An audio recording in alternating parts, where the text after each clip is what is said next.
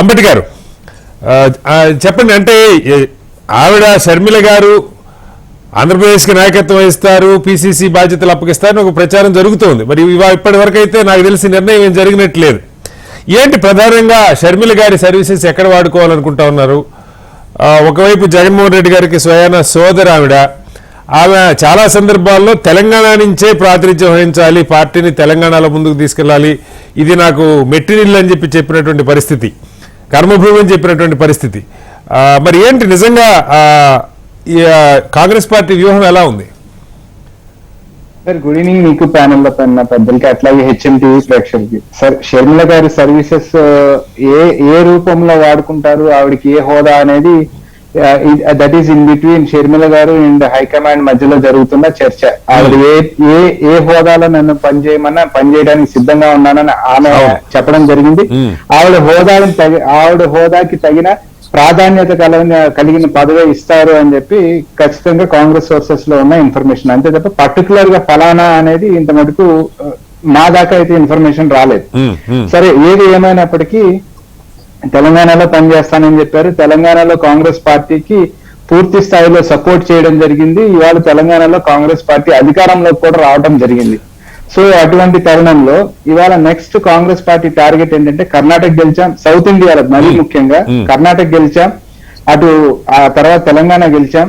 తమిళనాడులో చూసుకుంటే పొత్తులో కాంగ్రెస్ పార్టీ ఎమ్మెల్యేలు ఎంపీలు ఉన్నారు. అట్లాగే కేరళలో major portion leading portion Congress party ఉంది. సౌత్ లో కాంగ్రెస్ పార్టీ ఎగ్జిస్టెన్స్ లేని రాష్ట్రం ఏదన్నా ఉందంటే అది ఒక ఆంధ్రప్రదేశ్ రాష్ట్రం మాత్రమే. సో అటువంటి దాంట్లో కాంగ్రెస్ పార్టీ ఫోకస్ చేయడం జరిగింది. ఇవాళ రాజశేఖర్ రెడ్డి గారి బిడ్డగా రాజన్న రాజ్యం స్థాపించడం కోసం, రాజన్న రాజ్యం అంటే నథింగ్ బట్ రాజశేఖర్ రెడ్డి గారు ఆలోచించారు. జగన్మోహన్ రెడ్డి గారు కూడా రాజన్న రాజ్యం చెప్తున్నారు సార్, చెప్తున్నా సార్. రాజన్న రాజ్యం అంటే ఏంటంటే రాజశేఖర్ రెడ్డి గారు ఆలోచించిన, అంటే ప్రజలకు చేయాలనుకున్న మేలు రాజశేఖర్ రెడ్డి గారితో నోటి ద్వారా మనం 10 సార్లు పలుమార్లు విన్నమాట ఇందిరమ్మ రాజ్యం. అంటే రాజన్న రాజ్యం ఈజ్ నథింగ్ బట్ ఇందిరమ్మ రాజ్యం. అంటే కాంగ్రెస్ పార్టీ ఆలోచన విధానాన్ని అమలు చేయటం అనేది రాజన్న రాజ్యం, ఇందిరమ్మ రాజ్యం. సో రాజశేఖర్ రెడ్డి గారు కలలుగన్న ఇందిరమ్మ రాజ్యాన్ని ఆంధ్రప్రదేశ్ రాష్ట్రంలో మళ్ళీ తీసుకురావాలి అనేది కాంగ్రెస్ పార్టీ ఆలోచన విధానం. సో ఇక్కడ కాదు రామకృష్ణ గారు, అంటే తెలంగాణలో షర్మిల గారి సర్వీసెస్ వాడుకునే పని అయితే మొన్న ఎన్నికల ముందే ఆవిడ చేరుండాలి. ఎన్నికల ముందే చాలా చర్చలు జరిగినాయి. తెలంగాణలో ఆవిడ్ని చేర్చుకుంటే తెలంగాణ కాంగ్రెస్ నుంచి కనుక ప్రాతినిధ్యం ఇస్తే ఇతర ఇబ్బందులు వస్తాయని ఇక్కడ పిసిసి నాయకత్వం నుంచి కొన్ని సూచనల మేరకు స్తబ్దుగా ఉన్నారు, మీకు సపోర్ట్ ఇచ్చారు కాంగ్రెస్కి, దానిలో సందేహం లేదు. ప్రధానంగా ఇవాళ ఆంధ్రప్రదేశ్ మీరు మాట్లాడుతున్నా ఆంధ్రప్రదేశ్ గురించి. సరే, ఆంధ్రప్రదేశ్లో పిసిసి బాధ్యతలు ఇస్తారు, చర్చ జరుగుతుంది. బాధ్యతలు ఏదైనా సరే ఆంధ్రప్రదేశ్లో ఈవిడ స్టార్ క్యాంపెయినర్గా ఉన్నా సరే, ఒకవేళ పిసిసి కాకపోయినా స్టార్ క్యాంపెయిన్ ఉన్నా సరే కాంగ్రెస్ ఓట్లు పెరగటం ఖాయం. అయితే అవి ఎవరి ఓట్లు అవుతాయి, ప్రభుత్వ అనుకూల ఓటా, ప్రభుత్వ వ్యతిరేక ఓటా అనేది ఒక పెద్ద చర్చ జరుగుతూ ఉంది. అంతిమంగా ఎవరికి లాభం జరగబోతుంది మీ అంచనా? సార్, తెలంగాణ విషయానికి వచ్చేటప్పటికి అంటే పొలిటికల్ స్ట్రాటజీస్ ఉంటాయి సార్. డైరెక్ట్ గా వచ్చి ఇన్వాల్వ్ అయ్యి ప్రచారం చేపించి డైరెక్ట్ గా చేయటమా, లేకపోతే ఇండైరెక్ట్ గా ఉండటం వల్ల పార్టీకి లాభమా అనేది పొలిటికల్ స్ట్రాటజీస్ ఉంటాయి. ఆ స్ట్రాటజీకి అనుగుణంగా ఆవిడ మద్దతు తీసుకున్నాం, ఆవిడ మద్దతు ఇచ్చారు, గెలిచేదానికి స్ట్రాటజీకి అనుగుణంగా వెళ్తాం. ఇవాళ ఆంధ్రప్రదేశ్ రాష్ట్రానికి వచ్చేటప్పటికి ప్రత్యక్ష ఇన్వాల్వ్మెంట్ అవసరం అని భావించింది కాంగ్రెస్ పార్టీ. దానికి సహకరించి మీ యొక్క ఆహ్వానాన్ని మన్నించి నేను చేరుతున్నానని చెప్పారు ఆవిడ. సరే, ఏది ఏమైనప్పటికీ ఎవరికి లాభం ఎవరికి నష్టం అంటే మీరు అడిగేది బేసిక్ గా నాకు అర్థమైంది వరకు టీడీపీ వైసీపీ అని అడుగుతున్నారని నా ఉద్దేశం. అంతే కదా, ప్రధానంగా అధికార ప్రతిపక్షాలు.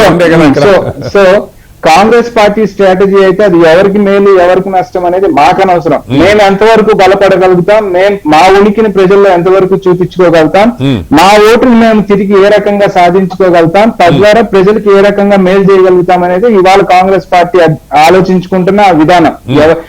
పర్టికులర్ గా ఒకరికి నష్టం చేయాలన్నా, పర్టికులర్ గా ఇంకొకరికి లబ్ధి చేయాలన్నది కాంగ్రెస్ పార్టీ ఆలోచన విధానం కాదు. మేము ఎలా బలపడి రాష్ట్రానికి సంబంధించి 9.5 సంవత్సరాలుగా పెండింగ్ లో పడి ఉన్న కేంద్రం నుంచి రావాల్సిన అనేక మేళ్లని ఈ ప్రాంతీయ పార్టీలు 3 సాధించలేని తరుణంలో అది కాంగ్రెస్ పార్టీతో సాధ్యమని మళ్ళీ మన కెమెరా ముందు ఒప్పుకోకపోవచ్చు, కానీ ప్రతి ఒక్కరికి రాజకీయ నాయకుడికి కావచ్చు, వీటి పట్ల అవగాహన ఉన్న వారందరికీ కూడా మనసులో అది క్లియర్ గా తెలిసిన విషయం.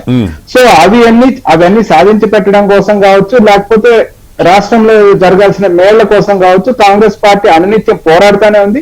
అది ఇంకా అగ్రెసివ్ గా ప్రజల ముందుకు వెళ్ళేదానికి ఇవాళ ఆవిడ చేరిక ఒక అంటే కాంగ్రెస్ పార్టీ నుంచి కాదు రామకృష్ణ గారు, కాంగ్రెస్ పార్టీ నుంచి అటు వైఎస్ఆర్సీపీని ఎలాగో విమర్శిస్తారు, అధికారుల పార్టీ విమర్శించుకుని కుదరదు.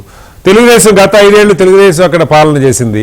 అంటే మీ ఫోకస్ ఇద్దరి మీద ఉంటుందా, ప్రధానంగా అధికార పక్షాన్నే టార్గెట్ చేసే అవకాశం ఉందా? సార్ డెఫినెట్ గా జరిగిన పొరపాట్లు గత 9.5 సంవత్సరాలుగా ఏం జరిగినాయి అంటే ఎలక్షన్ టైంకి 10 ఏళ్ళు అనుకున్నాం, ఏం జరిగినాయి అన్ని చెప్పుకుంటా వస్తాం.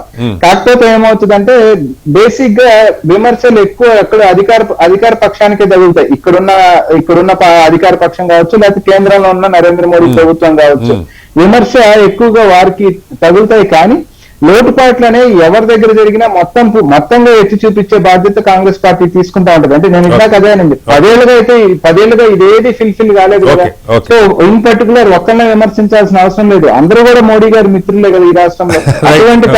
అటువంటి తరుణంలో విమర్శ కావచ్చు, లేకపోతే లోటుపాట్లు కావచ్చు, ఎవరి దగ్గర తప్పు ఉంది అనేది చాలా క్లియర్ కట్ గా ప్రజలకు వివరించి చెప్పడానికి కాంగ్రెస్ పార్టీ సన్నద్ధంగా ఉంది. తద్వారా ఆవిడ సర్వీసెస్ ని ఇందులో వాడుకోవడానికి ఆవిడ యొక్క శక్తియుక్తులు కూడా బాగా ఉపయోగపడతాయని కాంగ్రెస్ పార్టీ